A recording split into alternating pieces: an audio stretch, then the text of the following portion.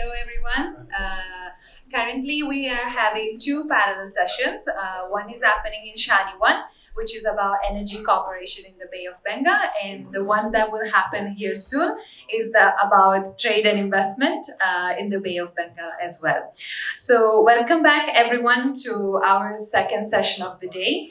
I request our panel members, Dr. R.P. Pradhan, Mr. Moshraf Hussain, with Mr. Madhujya Kumar Datta to join us and take their place at the dais.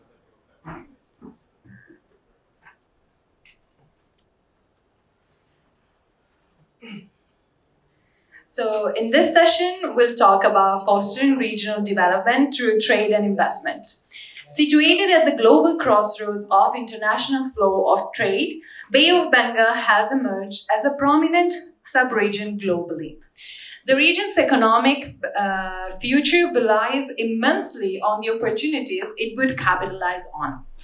Infrastructure development and employment of advanced technologies would enable streamlining such opportunities. Efforts to integrate the Bay of Bengal as a commercial hub are underway with focus both on multilateral and bilateral arrangements within the region. Further on, governments and experts must take cognizance of pertinent areas like maritime infrastructure and trade, identification and incentivizing key industries, as well as exploring the scope for regional economic integration. To steer this conversation to success, the session will be moderated by Dr. R.P. Pradhan, who is an associate professor at the Department of Humanities and Social Sciences, BITS Pilani KK Birla Goa campus in Goa, India. He is teaching in Science and Technology Institute, and Dr. Pradhan has developed a unique digital data lab that maps all the seaports of the world along with vessel traffic mapping, in all with millions of critical data.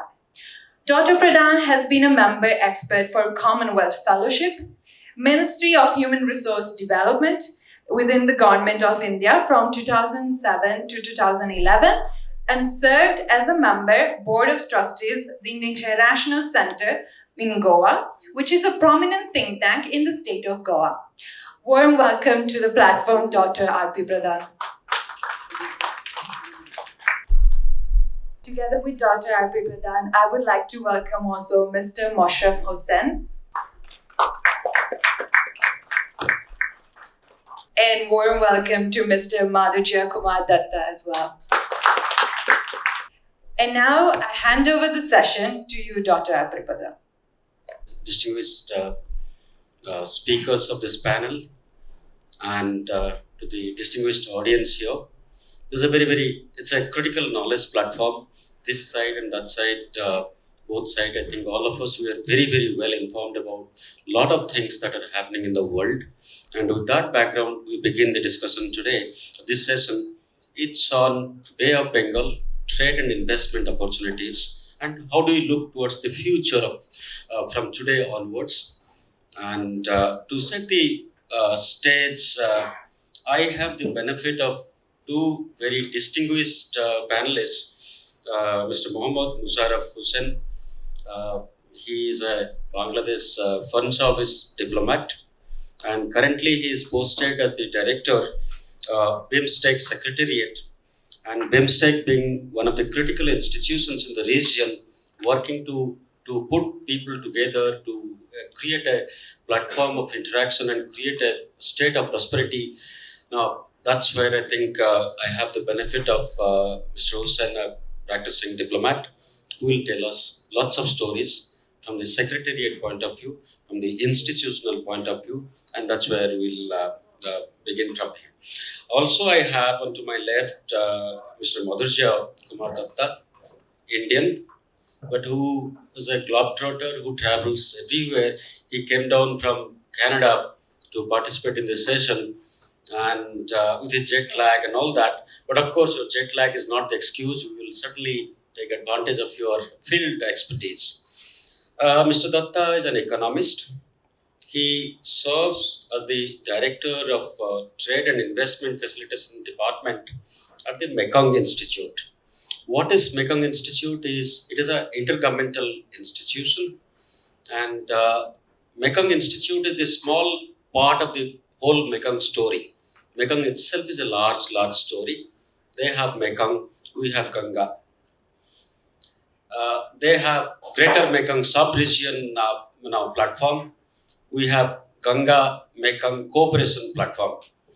And so both sides of the Bay of Bengal, we have two giants, China, and left onto the east we have now India. And the biggest question for the world has been that these two countries historically have been the most populous countries of the world. And one of these reasons has been that Tibet being the water capital of the world, nearly 10 prominent rivers flowing from Tibet, it goes either to China or to India, Bangladesh, that way. And they have been all civilization supporting, life supporting, agrarian supporting river systems of the world. Nowhere in the world do we have similar examples where such vital river courses are there. And that's where most people of the world, they live both in India and China. And that's why we are the most populous countries in this part of the world. And that's where the story begins.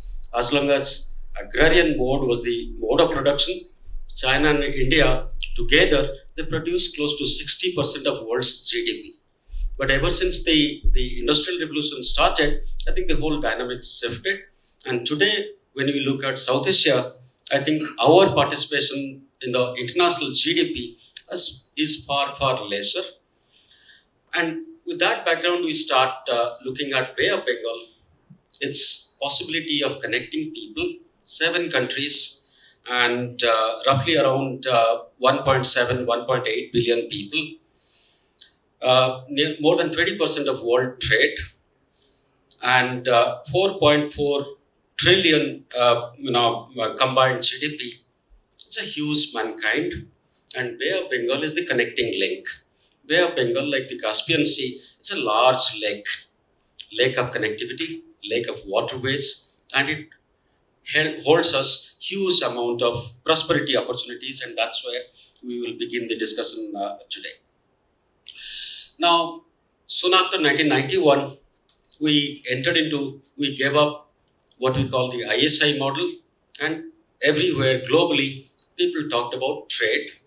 And WTO has a program called Trade for Peace, that if you are trading, it's a good development, prosperity will emerge. If you are not trading, if your goods and products are not crossing the international borders, then soldiers will cross. And that's where, as long as we are trading or creating economic opportunities and prosperity corridors we are opening up, we are likely to be more prosperous. If we don't do that, when the soldiers come into the front, they will create a geopolitical condition, strategic disorder. And that's where we have to look at the Bay of Bengal story, the people, both 7 countries all together. How do we create a state of prosperity for ourselves? ASEAN, next door, is a big success story. And soon after ASEAN became a success story, people in China, they talked about why ASEAN? ASEAN plus 3, China, Japan, and South Korea. And then India, they started saying, why ASEAN plus 3? Let us make it ASEAN plus 6. ASEAN plus Japan, Korea, China, plus India, Australia, New Zealand. South Africa also brings it closer to it. The Americans started further expanding the ASEAN story. The largest such kind of integration stories are European Union, 27 countries, they have come together. They have fought enormously all the time. But ever since they have come together, they have created a great success story. And that's where I think the lessons that lie for us to learn. South Asia has been the least infrastructure-wise connected region, and correspondingly, it continues to be a global flashpoint of geopolitical confusions rather than prosperity. And that's where we have to look at the connecting waters of Bay of Bengal as a ray of hope, as a point of integration for all of us, and we will look forward to trade, investment, and such kind of opportunities. And that's where we begin interaction of this session now. Let me, both of the panelists are very, very distinguished, field experts. They're, Mr. Hussain is a diplomat. He's in the Secretariat, BIMSTEC Secretariat. And Mr. Datta is a practicing economist who's putting infrastructure in Laos, Cambodia, in this whole area for real-time development issues. Let me, Mr. Datta, let me begin from you.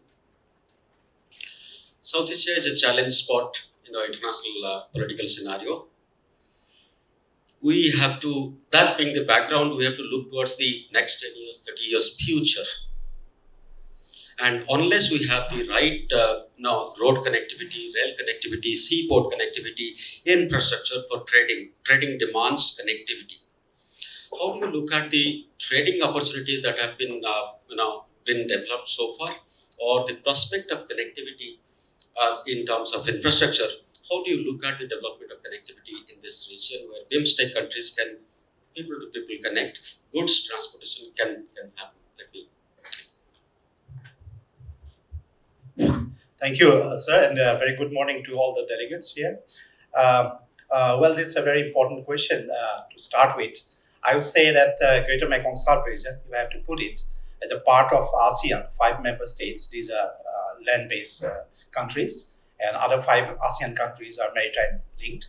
So these 5 countries, Mekong countries, I would say Mekong includes Cambodia, Laos, Myanmar, Vietnam, and Thailand. And we say Greater Mekong, that includes 2 provinces, lower provinces of China, Yunnan and Guangxi. So this Greater Mekong Sub-region has emerged as a successful model of sub-regional cooperation in the world as of today. And this is an important story that being emulated in many parts of the world now. And if you look into the interest of different countries, as of now in the Greater Mekong Sub-region, we have nearly 14 sub-regional cooperation frameworks, including Mekong Ganga and US Mekong, Japan Mekong, Republic of Korea Mekong. These are Mekong plus 1, and also Mekong-led initiative like ECMEC from Thailand, then BIMSTEC. So altogether we have 14 sub-regional frameworks. But these frameworks in some areas are, they have similarities, in some they are talking on a complete different agenda or the sector, priority sector. As Sir mentioned about connectivity has been the forefront of the GMS program. It's a Greater Mekong Sub-region program started since 1992-94. The initial phase was in 1994. Prior to 1994, this region, as we know, is an Indo-China region, which was under conflict, social conflict, unrest within the countries. And during those times, it was before 1994, it was very difficult for this country to assemble together in a meeting like this event. So in 1994, these countries realized that they need to be together to build competitiveness. So Asian Development Bank started this program called the Greater Mekong Sub-region program, where connectivity was the forefront agenda. So why connectivity? Because they start with the program called 3C. One is connectivity that enhance the transport and other linkages between the countries. And second, once they have the improved infrastructure through connectivity, it will lead to competitiveness of these countries because these are small economies in terms of their population and resources. So it needed to build competitiveness through enhanced connectivity. Then through these 2 agenda, they are able to create the community. We call it the GMS community. Now it is ASEAN community. So these are the stages of growth. When you talk of connectivity, it is not the road infrastructure. So this connectivity, I would say there are 3 main pillars. One is the infrastructure connectivity, when we talked about air connectivity, road connectivity, waterways connectivity, railway connectivity. And at the same time, we also have this institutional connectivity. This is also an important element of connectivity. By institutional connectivity, we mean that linkages between the private sector, business chambers, linkages between the think tanks, linkages between the academics and other government institutions. And third connectivity is basically the people-to-people connectivity, which is very important now. Student exchange or exchange collaborative programs, tourism, all these are people-to-people connectivity. So these three connectivities has emerged as a strong pillar or the base for the sub-regional cooperation in the Greater Mekong sub-region. Dr. Pradhan's next question was how India could benefit. So India has also emerged, as we discussed yesterday, about the Act East policy. So under the Act East policy, India is looking for deeper engagement with Southeast Asian countries. Under the Act East policy, India is engaged with the ASEAN countries on one front, and also with the East Asia Summit, and also with the Mekong-Ganga Cooperation. Mekong-Ganga Cooperation started since 2010. And though the engagement is not that active, I would say, in comparison to other 14 engagements, but nevertheless, India is able to, make an impressive position among all the sub-regional counterparts. So this is how it has been emerging, and we see in terms of connectivity, the Northeast India could probably take the key role in linkages with the Southeast Asian countries, and newer developments are also taking up in terms of the trade. Let me also mention you here, before I hand over to Dr. Pradhan, you might know that the trade with the ASEAN country, we have a huge trade deficit with India and the ASEAN country. There's nearly 28 billion US dollar last year. But I see this as a prospect, because if you have a trade deficit, there's much room to improve the trading relations. That there are many issues there that probably we'll discuss later, but let me hand over to Dr. Pradhan. Since you talked about trade deficit, now I move on to Mr. Hussain as a career diplomat, and also sitting at the secretariat, BIMSTEC secretariat. You have some internal stories on that. Future of free trade agreement in this region. We have been talking about it for quite some time now, and but what is the exact state of FTA possibility in the BIMSTEC region? Thank you, Dr. Pradhan, for your nice word while introducing me, and I also thank our MC for saying nice word about me. So, and I also like to thank my co-panelist, Mr. Datta. We have been in touch from like 2 weeks before. We had a virtual conversation amongst us, so we came to know each other then. Anyways, as Sir mentioned that I am a general diplomat, like as my colleagues from Thailand is sitting in the front table. We know many things, but not in details on many technical issues. So I came here actually with the mindset that I will be learning from many of our learned speakers and the media personnel here. So I always keep my mind free to re-educate myself whenever I get an opportunity. So coming to the question of Dr. Pradhan, before answering that particular question, I just want to mention here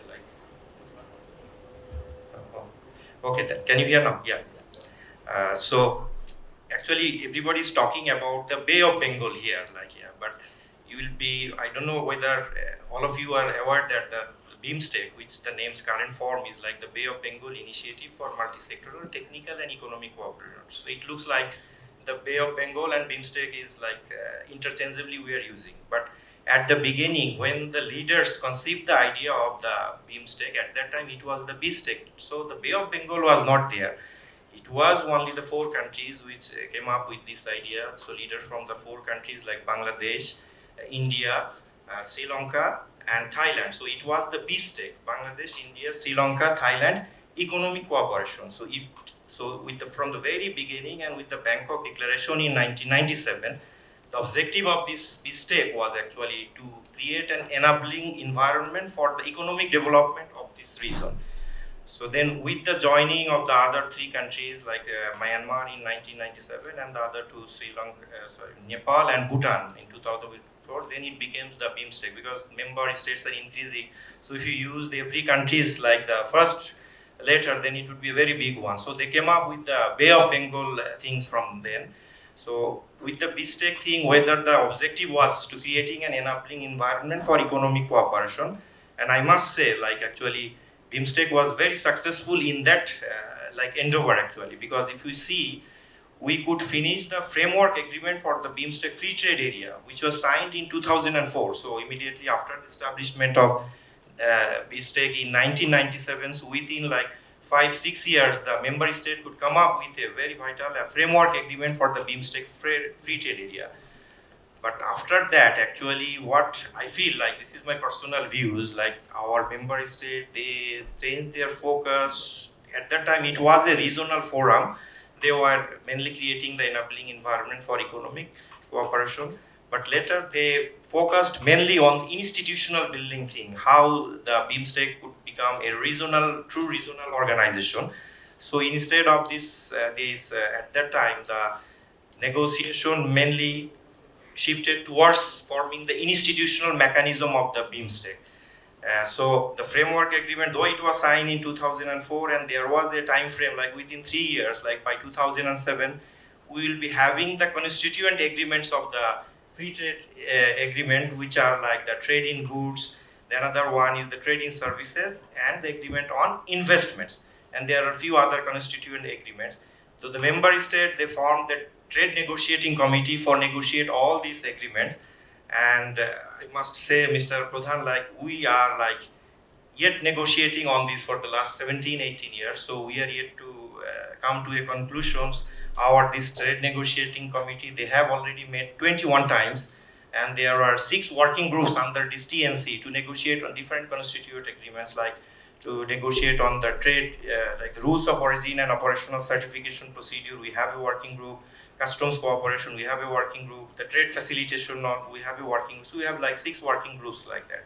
So simultaneously, they are also negotiating. But as of now, like on the main 3 instruments, the trade in goods one, we have reached a very advanced level, I must say. If with the willingness of the member state, if they come together with few meetings, they can finish this trade in goods one. But the trade in services and the agreement on investment, we are far away towards that. So this is why we are in terms of the free trade agreement. So later on, when you will be asking, I will be supplementing. Thank you. Very informative and very enriching. I think the leaders of the region, they reflected their greater maturity in incorporating Bay of Bengal. It is not a water body alone. Also, it is a water connecting linkage, civilizational linkage to the whole region itself. I think yesterday, I think the member of parliament, he also mentioned that these are the water bodies are civilizational linkages, geographical features which can be capitalized for prosperity. That's where I see the region being connected with the Bay of Bengal. There's a lot of hope is there. My next question to you, Mr. Hussain, is that 25 years. Next year we are celebrating Silver Jubilee of the conceptualization of the BIMSTEC or the connecting corridor, or you can call it the functionality, 18 years, maybe 2004 if you consider.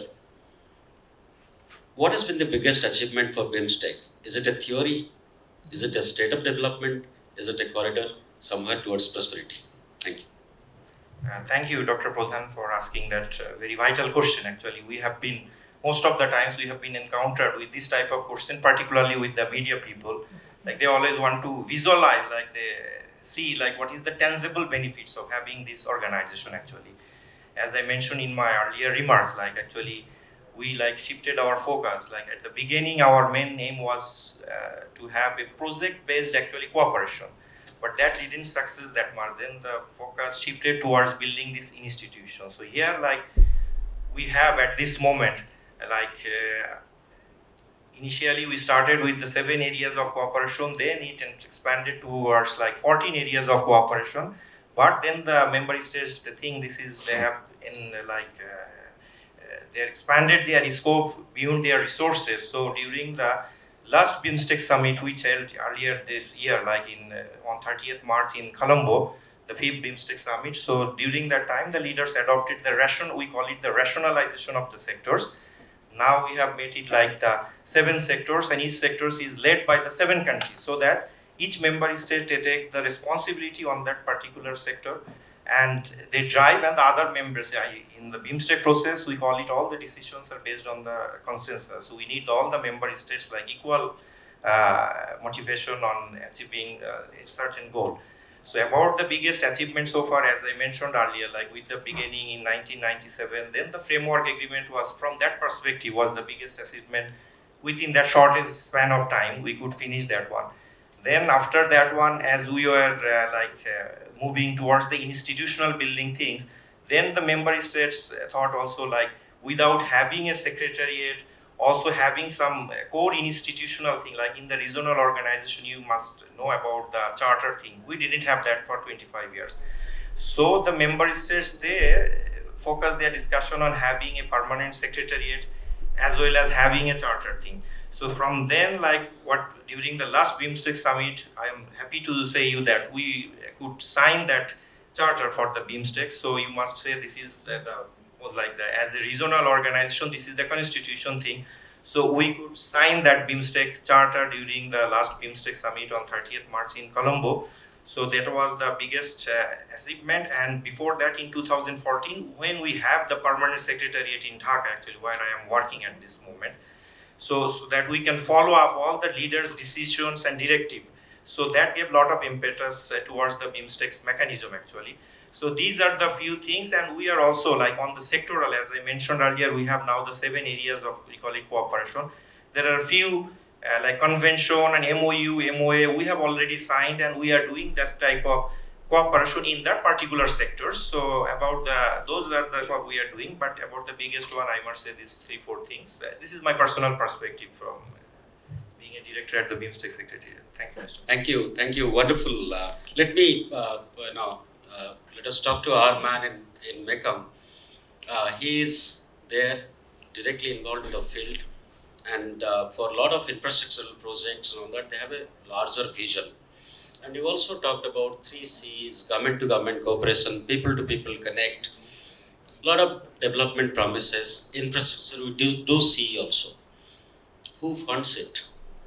And we are a little suspicious of the funding because I think China is accused squarely of investing predatory investments and creating debt trap. So now who's funding the infrastructure? Who's benefiting? Interesting question again, and I was really anticipating this kind of question from you or for the audience.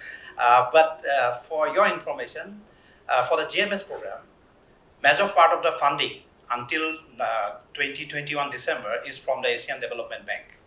Asian Development Bank has invested nearly 65.7 billion US dollar in around 143 investment projects in the Greater Mekong subregion. So this is contrary to your thoughts that China is, investing in this country. Apart from Asian Development Bank, Japan Mekong Corporation is nearly 6 billion US dollar for the 3-year plan under Tokyo Strategy 2.1. US Mekong, first program was Lower Mekong Initiative, now Mekong US Partnership, which is nearly 8 billion US dollar program. And we have Republic of Korea Mekong Corporation. We have ECMEC, Thailand is leading the ECMEC program, that is nearly 200 million US dollar program. Lancang Mekong, that is China-led program. I'm talking of regional programs, not bilateral projects. So Lancang Mekong is a Chinese-led program started in 2016. The first phase of 5-year plan, that was 300 million US dollar project. Nearly 500 projects under this Lancang Mekong, mostly soft infrastructure projects, were being sanctioned or implemented in the Mekong countries. So if you look into this picture, apart from that, there are other funding from the World Bank, other that I'm not mentioning. So major funding is mostly from these partners, mostly from Asian Development Bank, and as you might know, that Asian Development Bank major funding is coming from Japan. The 5 billion US dollar Japan funding is mostly routed through 2 channels. One is through the bilateral program, and another one is through the Asian Development Bank, through the Asian Development Investment Program. And in ASEAN, we have the ASEAN Blueprint 2025, that is the master plan. And under the ASEAN Blueprint 2025, all the member countries, 10 member countries, plus ASEAN 3, plus ASEAN 6, are required to pump in or put in their fund to this program as per the action plans. So under the blueprint, we have several action plans, And since I'm from the economic part, the economic pillar, I can mention you, we have the digital master plan, we have the ASEAN SME 2025 action plan. So all these action plans have identified different projects by the respective member states. And these partners, ASEAN member states, as well as ASEAN plus 3 and ASEAN plus 6, they support these action plan projects under this framework. So China is also one of them, so as a part of it. So this is the scenario of funding. So. Let me quickly ask you also that along with the infrastructure development, I think several special economic zones also have been developed. Market, as an economist, I would look at market as a platform for growth, economic growth. Goods and services must be transported, must be traded, and it will create prosperity, employment. Now, more than 1,000 special economic zones have been created. But when I look at the whole structural issues, the Chinese have been the global manufacturers. We call them as Factory Asia. They manufacture for the whole world. In terms of competitiveness, nobody on earth, in our existing times, nobody on earth can match Chinese efficiency in manufacturing. And then you have small countries around, we have structural limitations in terms of efficiency. So when you have good infrastructure and good special economic zones, and one of the large trading partner is a very, very efficient one, how do you create a reconciliation so that the smaller brothers are also taken care of? They also receive prosperity, but not in predatory terms. Okay, sir. Well, I can look it from this angle. Well, there's a heavy infrastructure program, both from the Asian Development Bank, GMS program, and other cooperation framework, including China. And they, at the same time, there is a soft, infrastructure program initiated by these countries. As for instance, as you initially mentioned about the spatial economic zone, the very purpose of connectivity, infrastructure connectivity in the Mekong region, is to build cross-country transport corridors. These transport corridors eventually became economic corridor. In the region, we have three main economic corridors. One is running from Kunming down up to Langchabang port, that is in Bangkok. That's called the North-South economic corridor. Another one is the East-West economic corridor from Da Nang to the Mole Mine in Myanmar. Da Nang is in Vietnam. The third is the Southern economic corridor running from Van Thu port in Vietnam to Dawai in Myanmar, cutting across 16 provinces in 4 state countries, 11 provinces in the corridor in the east-west, and also in the north-south, around 17 provinces. Along these corridors, the countries have identified pockets for special economic zone locations. For instance, Thailand is promoting cross-border economic zone, 9 of them already being identified, which are being promoted in the cross-border areas. For example, Thailand is now embarking on Industrial 4.0, so next phase on the high-level industrial growth. Whereas other neighboring countries, for example, Myanmar, Laos, or even Cambodia, they are not into that stage of industrialization. So Thailand is promoting the cross-border economic zone as a kind of a complementary benefit between the countries. So some level of processing is taking place in Cambodia, say rice processing, and is being packaged and manufactured on the other side of the CBZ, or the cross-border economic zone. So this is how the structural changes are taking place in the region, where the lower economies, I would say, are being benefited with the regional growth or the development. Let me also give you an example of the high-speed train, which has been recently launched by China, from running from Kunming, passing through Mohan in China, that's a cross-border economic zone, Boden on the Laos side, up to Vientiane. And this rail link will be eventually linked with Singapore. Thailand is also building up. By 2024-25, Thailand part will be ready. Then it will take over to Singapore. So this train line, currently it is running from Kunming to Vientiane in Laos, nearly 1,000 kilometers. So this has enabled the goods transportation as well as passenger between these countries. And Thai goods and commodities, even Lao goods, can transport to Kunming and beyond to Western China and up to Warsaw, because this is a trans-ASEAN railway network which is being developed, right? So This is enabling the depressed regions or landlocked regions like Lao PDR to access infrastructure development.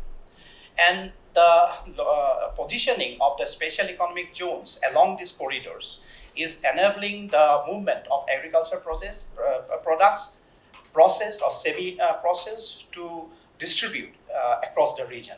And this is giving these countries economic growth, employment, and income to the people. So this is what we could observe. Okay, my next question is to both my panelists at the same time.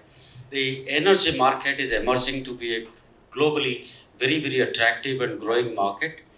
We have been talking about green shipping, net zero, and then countries are coming forward to commit internationally that they will be less and less emitting carbon, and they have to comply with net zero compliance. Energy market and BIMSTEC, the vision plan, how do you respond?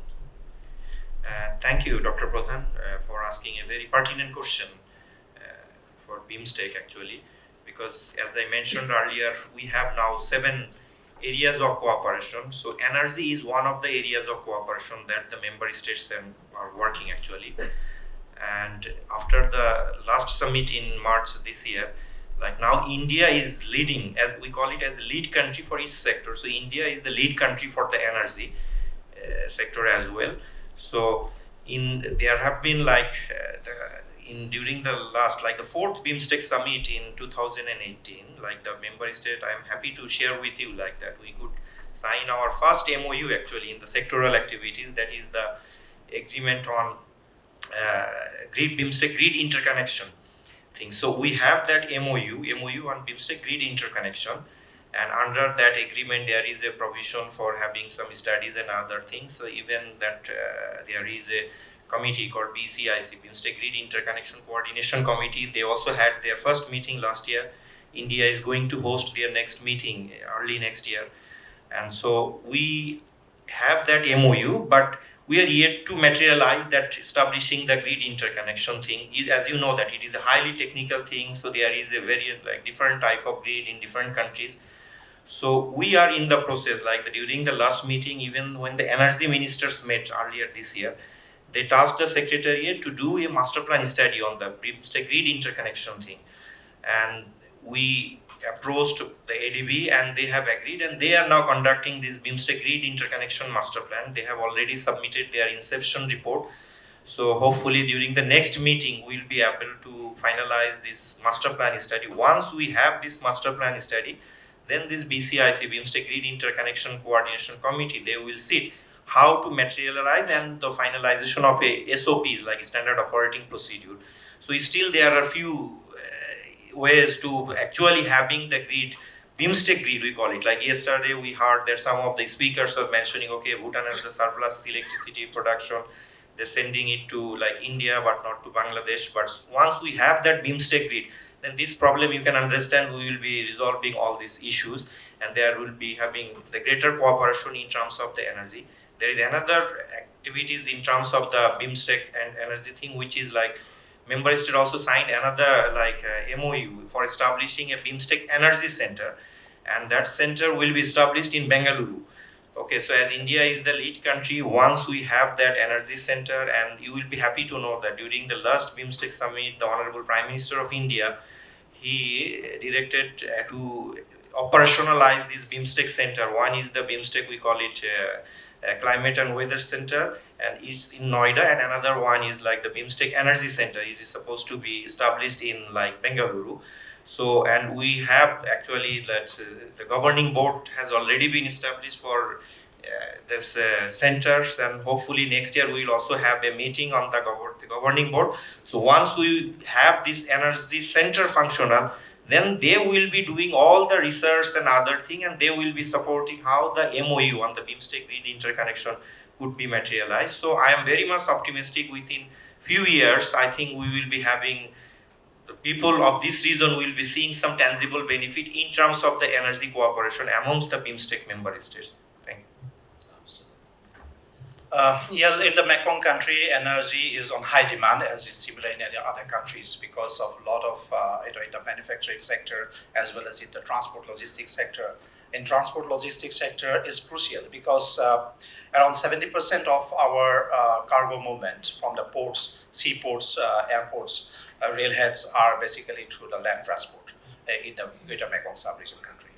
And that consumes or maybe produces 40% of the fossil fuels. So this is an emerging issue here. Now, the next phase, because of this energy crisis now, most of the production facilities, the trucking companies and the auto manufacturers in Thailand and in Vietnam are transforming to electric mobility. So currently we are making a study for DHL.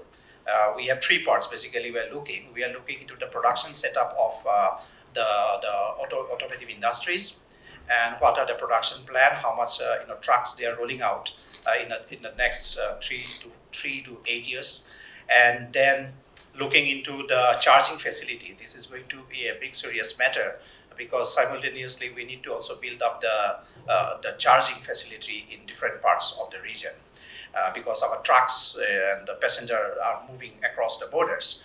And at the same time, looking into the national policies, how this transition from fuel-based to electric mobility can take place seamlessly, and there will be a huge demand. Now the issue here is most of these countries we are dependent on fossil, and investment on battery-related or electric mobility is huge. So Asian Development is preparing a kind of a green financing through different banks. So we are preparing some kind of position papers and also consultation with the trucking companies to roll out electric mobility, particularly for the transportation sector.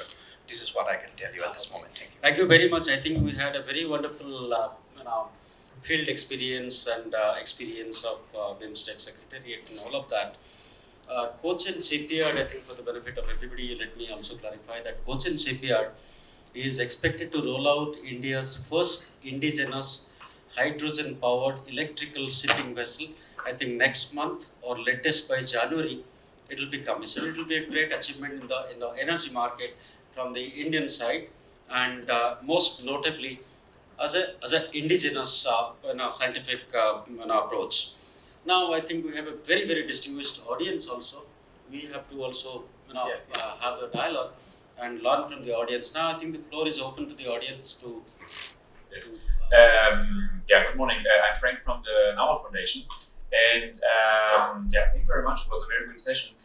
We were talking about trade and investment, and who trades and who invests? It's companies, but we heard a little from you about the role of companies, about the corporate sector. And my question goes to you, Mr. Hussain.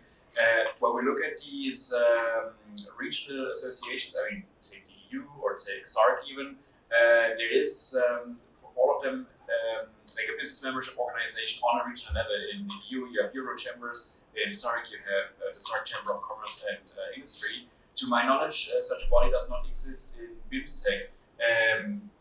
So I'd be curious to know your opinion. First of all, do you see a role for such a body? And are there maybe initiatives to form such a body on BIMSTEC level? Yeah, and thank you for asking that pertinent question. Actually, I forgot to mention about that track 1.5 and track 2. We have that mechanism as well in the BIMSTEC. I mentioned about earlier only the track 1, like the government to government one, like the FTA and the trade facilitation, customs cooperation and other. I'm happy to inform you that we don't have actually that, we call it the BIMSTEC Chamber of Commerce, but we have a forum which is called the BIMSTEC Business Forum, BBF, and there is this is track 2 for all the 7 member states. They have identified one chambers from each country and they have formed this forum, and they already had 7 meetings of this BBF forum. But the problem is the last meeting took place before COVID. It was in 2018. So since then, actually, there was not much of activities because of the COVID and other. The next meeting is supposed to be hosted by Bangladesh, as Bangladesh is the lead country for trade and sector. So Bangladesh Federation of Chamber of Commerce, they are supposed to, in association with our Minister of Foreign Affairs and Commerce, they are supposed to host the next meeting of the BBF. But because of the COVID and other thing, and they are also like following it up for having and giving us a lot of thing. Why don't you can like sign the BIMSTEC FTA thing? So they always like give pressure on the government and the member states to have the BIMSTEC FTA. Then the BBF, they will be sitting, they will be actually doing the talks and how the business, trade, and also the investment can be moving forward. So this is one, the track 2. And then we have another thing which is called the track 1.5. This is called Business Economic Forum. Here we have the chamber as well as the government representative, like respective ministries, like the concerned ministry of the 7 member states. They are the member of the Business Economic Forum.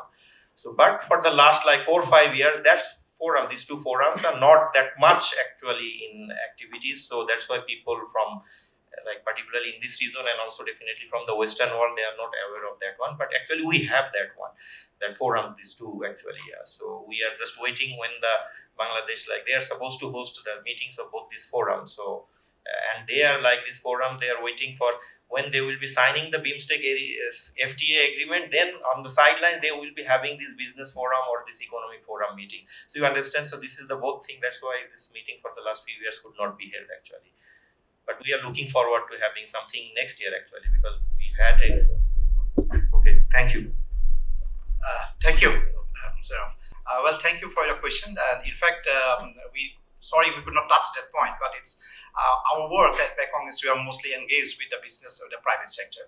So in the Greater Mekong sub-region, we have the Business Council, GMS Business Council, which is an apex organization of all the national business chambers. And in fact, I am also a member of the Executive Council of the GMS Business Council. And the role of Business Council is basically to update information to the GMS ministerial meetings and also to the summit. They have a special session with the GMS leaders, which is held every 3 years. And the issues are related to trade, on investments, on related to business collaboration, partnerships. And through this program, we organize, as Mekong Institute, we organize investment forums every year. So these investment forums are Mekong Korea Investment Forum, Mekong Japan Investment Forum, Mekong China Investment Forum. And these are not one-day off activity. These are kind of a 5-year program, built in different, objectives and outcome-based. We have created a kind of, it is online, people can just log in. We created online business matching at the first level.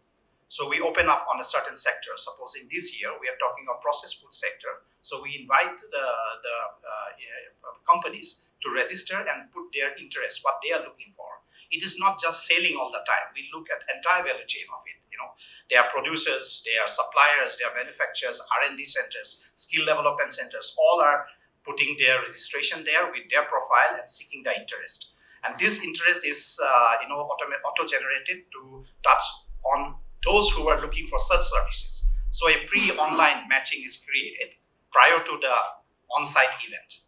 Then we host the on-site event where we have this B2B with these countries. We do it every year on a project mode. On the 50th of the year, we take note what kind of investments are flowing in which sector, what are the challenges, because we do monitor. We have developed an application system. Those who register, they download the app system on mobile and give the alert, what is the level of engagement. They are visiting the factory, they are looking to product, they are signing a joint venture agreement, they are coming with some issues or problems, they put all those, and we bring this report to our countries. So this is how we are engaging with the private sector. This is one. Second, we have also created, we means Mekong Institute, have created a Greater Mekong Sub-region business database. This business database, we have nearly 3,000 companies registered on there and still populating. These companies, this is quite an interactive business platform, the B2B platform, where the companies can seek their interest among themselves. This is one. Along with that, we have also created a GMS logistic platform. One of the key issues in our region is that you have one-side load, but the return load, is not always available. Suppose a truck moving from Bangkok to Phnom Penh with the load, but the empty load is becoming an issue on the operation cost of the company. So this platform, which we have created, it's giving the transporter the signals, what kind of load is required from there, same like a Grab system. So this allowing the companies to reduce the operation cost. This is one. Third database we have created is on the special economic zone. we have nearly now around 700 special economic zone, including industrial parks, EPZ, etc. in this region, basically to exchange information as well as to interchange, look for markets within this region. So in the Greater Mekong sub-region, we are trading nearly 23% of our total GMS trade. So rest of the trade is intra-GMS. So we are trying to build more integration with the region, because my organization, our role is Mekong Institute, organization for regional cooperation and integration. So the word integration is very important for us. To build trade integration, we are creating this kind of platforms. Thank you. Let us move. My name is N.P. Joseph, originally from the Indian Administrative Service. I was district collector here in Ernakulam, also mayor of the corporation of Cochin long ago. I was in Cambodia with Mr. Datta for a long time. Firstly, congratulations. I think this was a very good panel, both Datta and Mr. Jose. Particular word of praise for the moderator. I think you did an extremely good job. But let me get to it's a combination of remarks and questions. Firstly, hearing, from an Indian perspective, even though for the last 2 decades, we've been talking about look east and now act east, I'm reminded of a slightly pejorative phrase I used to hear as a child. It's pejorative. I'm not using it in that pejorative sense. It says London looking, Tokyo turning. The person is turning to Tokyo, but is looking at London. Indian policy of act east, look east is something like that. Our entire interest is with the West, with Europe, with, of course, UK, with the US. Unfortunately, it's only occasionally we even deign to look east. So our look east and act east policies across decades, at least last 2-3 years, has been more in terms of words and actualities. And that's reflected in many of the things that, when I heard Datta speak about what's happening in the Mekong region, it makes one feel jealous. The beamsteak really is nowhere near that. I mean, no reflections on any. We don't have a railway line that goes through the northeast, Myanmar, Thailand. No, we don't have roads connecting at all. Road infrastructure is terrible. Rail infrastructure doesn't exist at all. Even person-to-person travel, we don't have cruise liners like they have in the Caribbean that take people across these countries. So these are things I think which beamsteak should be looking at and developing. So that's a remark, I think, which one can only flag here. I think the policy makers have to really look at it, but I hope it'll be part of the report that comes out through this. My other thing is about beamsteak. It's got 7 countries, but if you look at the map of the Bay of Bengal region, we are missing out on Malaysia, Singapore, and Indonesia. Aren't they a very important part of the Bay of Bengal region? And unless they are in, we are missing out on a lot. So that's the second sort of issue I might find. And finally, you spoke of 7 regions. 7 areas. You mentioned one, energy. I'd like to know what the rest is and how we can move towards a much more, Mekong-like beamsteak in the future. Wonderful question. Let us take some more questions and then we'll. We have time limitation also. I think we have. Thank you. Yes. Hi, I'm Sarthak from Takshila. So I had one question. This entire region around Bay of Bengal, can we not develop a regional supply chain here? Right? For example, from the raw materials to the final goods, right? You are producing it at a competitive price, so that you are able to compete with China. Is it possible to do that in future? And what will it take to do that? Right? Again, I am asking this question because in the present context, right, China plus one speedy and all these things we're talking about, maybe this regional supply chain around the Bay of Bengal can be one of these things which can facilitate this for firms. So yeah, that's it. Okay. Any other question? My name is Hari Shankar. I teach international law at Cochin University and also a research fellow with the CBPR. So my question is with respect to this the possible inclusion of an FTA in the context of BIMSTEC. So now that we have this very important idea from the US administration coming up with the Indo-Pacific economic framework. Also, the China is, the counter narrative of China, going back strongly to the RCEP. We also have the story of the South Asian free trade agreement, the SARC story, which is rather a story of failure. So my question is, how do you think, as an organization, BIMSTEC is looking at these two important, economic frameworks? One is IPEF and RCEP, because particularly for IPEF, we have two important countries from the BIMSTEC like India and Thailand has already joined the framework.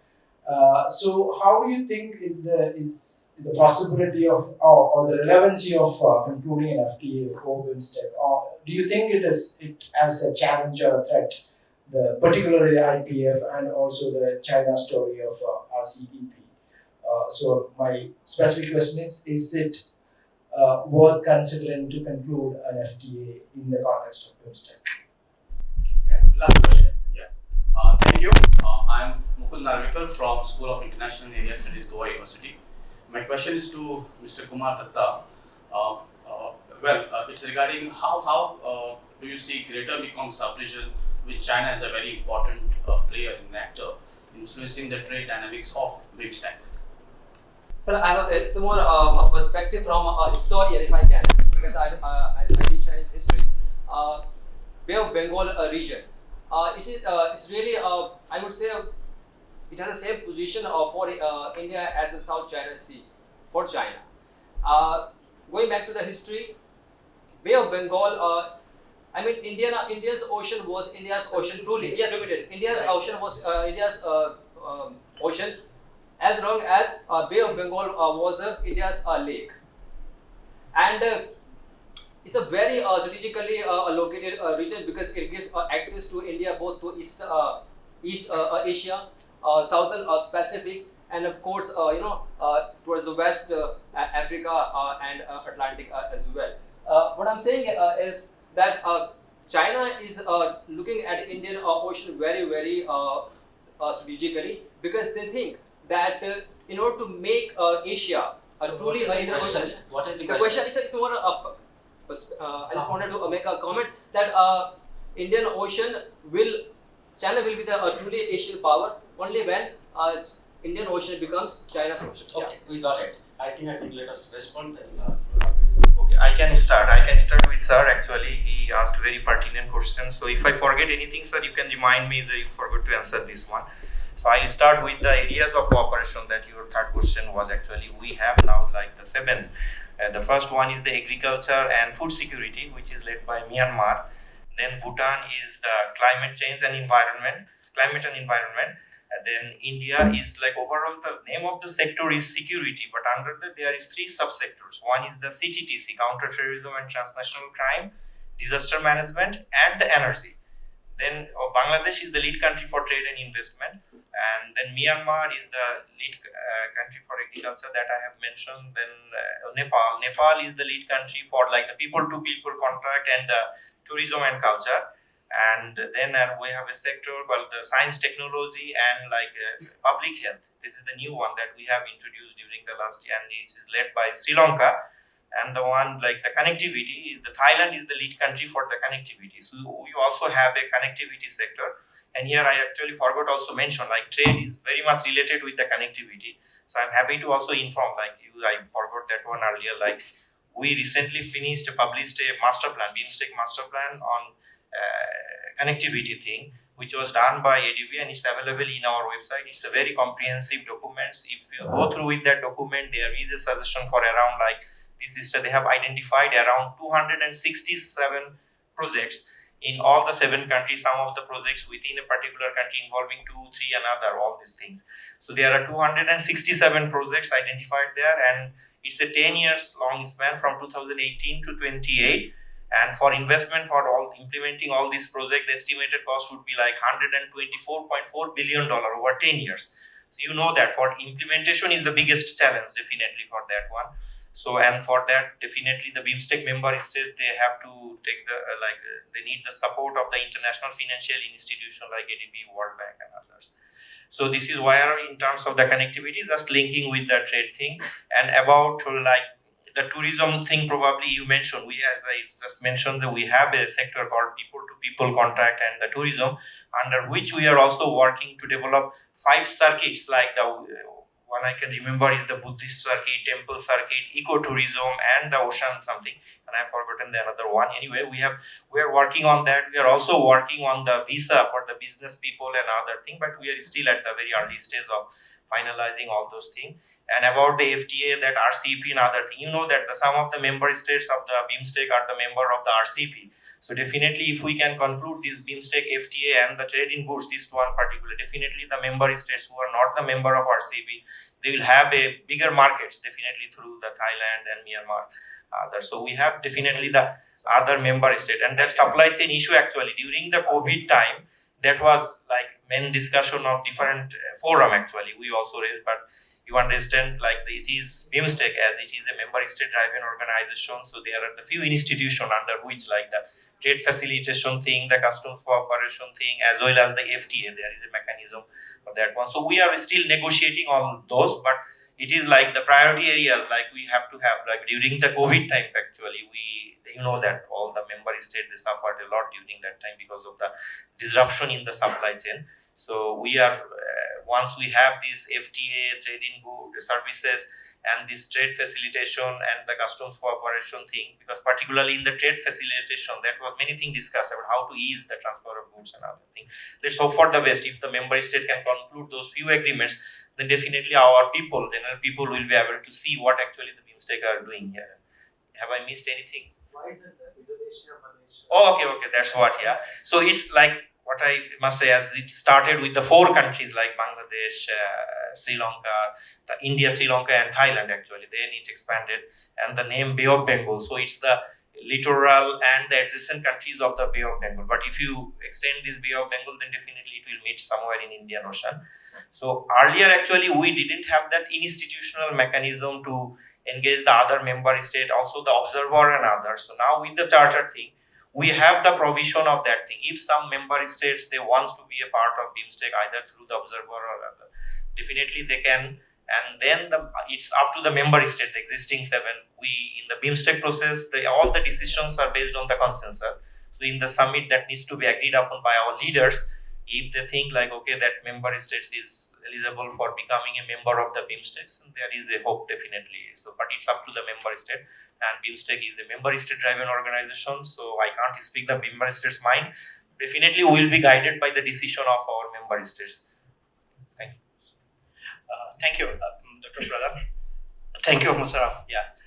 The first question related to the Lucas policy.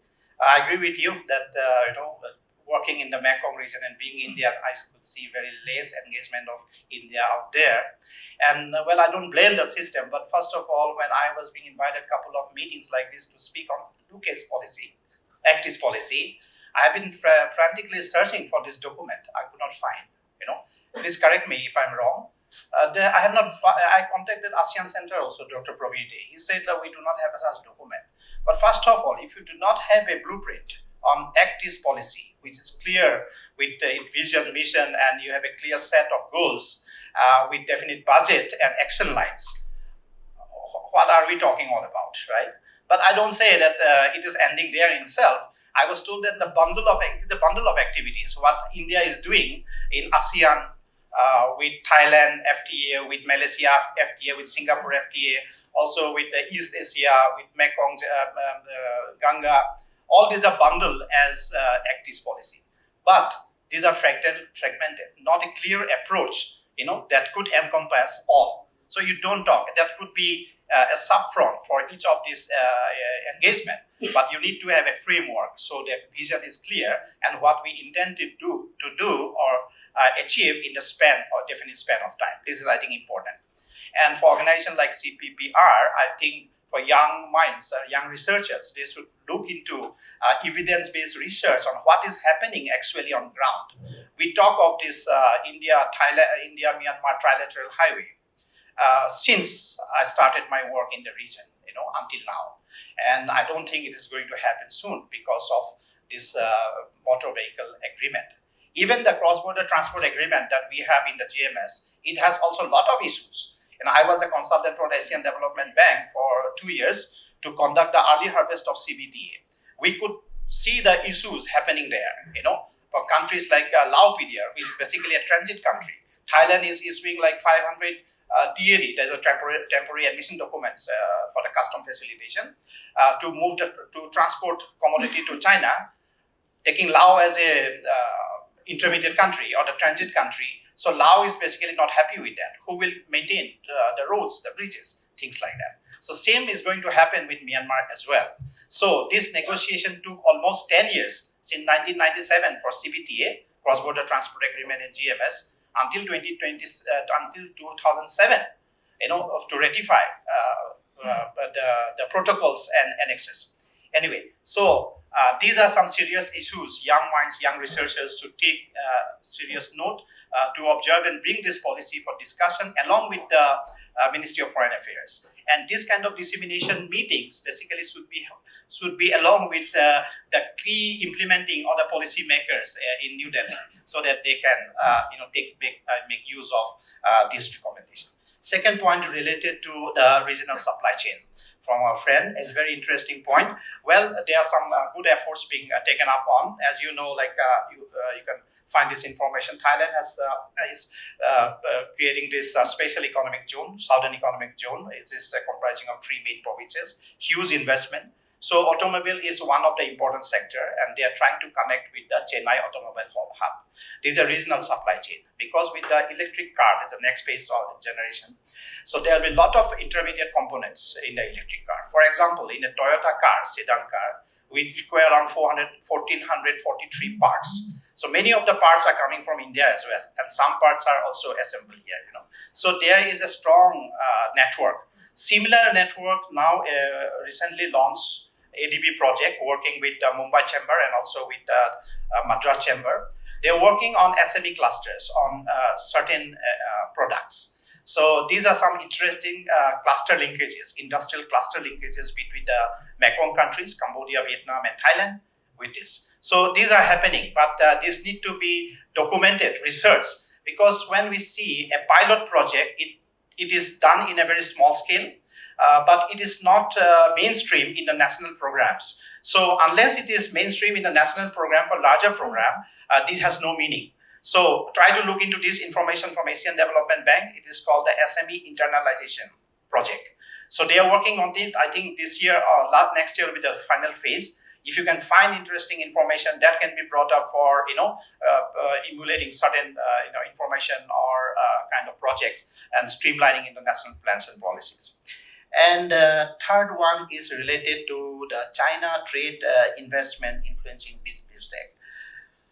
Well, as you know, we also have a huge trade deficit with China. Around that is more than ASEAN, around 64 billion US dollar. We are bringing, that is we are importing more from China than exporting. Anyway, that question is not import and export here. Now the point is, it's an age of opportunities. Whether it is China, whether it is Pakistan, doesn't matter for a businessman, right? So we should look from the perspective of an investor, not from the government, at least at this stage.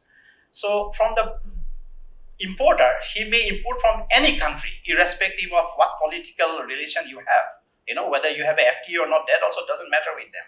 So try to build that kind of collaboration, bring information, get information, and build this kind of business networks. So more we collaborate, the better, the more advantage we can get by building friendship. Even in the SAARC, why we say that SAARC is a failed story, I think there are more opportunities here to build a larger network with Nepal, Bhutan, with Sri Lanka, with Pakistan. Why not? We can reactivate SAARC. It is not a lost model. So at least these are the positive things. We should work together and build up a better future for all in this globe. Thank you. Thank you. Did you want to? Yeah, just one brief question. Yeah. How critical is food security, regional food security for BEMSTEC? Because recently the Indian Minister of Agriculture had mentioned about deeper cooperation in farming. Yeah, thank you. You have rightly pointed out. Just we had this agriculture, like the ministers' meeting. So on just 2 weeks back, I think. Yeah. So during that meeting, actually, the food security that has been included. Earlier, we had this agriculture and like the livestock, agriculture and fisheries, livestock. So now we have included it like the food security. So this is a new one for the BIMSTEC areas of cooperation. So that last meeting, they tasked this expert group to prepare a plan of action on that. So all the member states are working on that. So we are still in the process of developing a detailed plan of action on that actually. Yeah. Thank you. Thank you very much. I hope we had a wonderful session. Our beautiful friends from CBPR have been periodically indicating that you better close it down. I think number of issues we talked about, number of possibilities also we talked about. But we also must not have to forget that the geopolitical realities of our region is very much there. So I concluded this way that I refer to Haffords and Mackinder, who talked about a theory, we call it the heartland theory or the pivot theory, which is very much quoted today in the context of Indo-Pacific region. And Mackinder, when the Second World War was going on, 1943, the Foreign Affairs magazine, the editors asked him that you have given a theory some 40 years ago. Today the war is at the peak of its times. Would you like to revise your intellectual perspective as to what's happening? And that's where he wrote the last article of his life. He was an 83 years old academic. He was the former director of London School of Economics. And he says, this is what he says, I quote, that the monsoon lands of India and China, they will rise to eminence and power. They'll rise to eminence and power at the same years when Germany and Japan are being tamed to calm down. I mean, the exact wordings I miss. And India and Japan, with their 1,000 million people, they will balance the remaining 1,000 million people living in the rest of the world they're living. I think we have come to the times when India and China, they're writing a different story altogether from the Asian perspective. First time in the world history. And I'd say non-white, non-European, non-North American, Asiatic countries are rising. They're rising economically, politically, both in terms of varieties of ways and platforms. And that's where BIMSTEC is one component of the story of that. We have several layers of diplomacy as we agriculture, maritime sector, coastal shipping, port authorities, and all of that. I take your point, sir. I think BIMSTEC, you have a next platform, you have the G20 also, and BIMSTEC can also incorporate some of these people. But I think the water body called Bay of Bengal is a great connecting platform for us, and maritime sector has lots of opportunities, lots of openings are there. I'm confident that the regional leadership will rise up to much more deeper interactions, engagements, and the coming times are bound to be far more beneficial in terms of trade and investment. Thank you very much, CBPR, for this wonderful platform. Thank you very much. Thank you. Quite an insightful discussion touching up on how regional development through trade and investment is possible with a specific perspective from BIMSTEC and also the Mekong sub-regions. So we couldn't accommodate all the questions, unfortunately, but please feel free to approach the panelists during lunch breaks and tea and coffee breaks we have during the conference. And to conclude with, I would like to request MP Joseph Ayers, former UN official, to hand over the mementos to our esteemed panel, please. To our panelist, Mr. Madhujya Kumar Datta.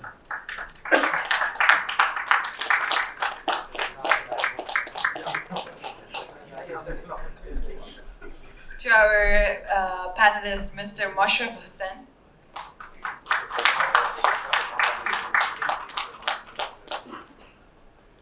And to our moderator, Dr. Pradhan.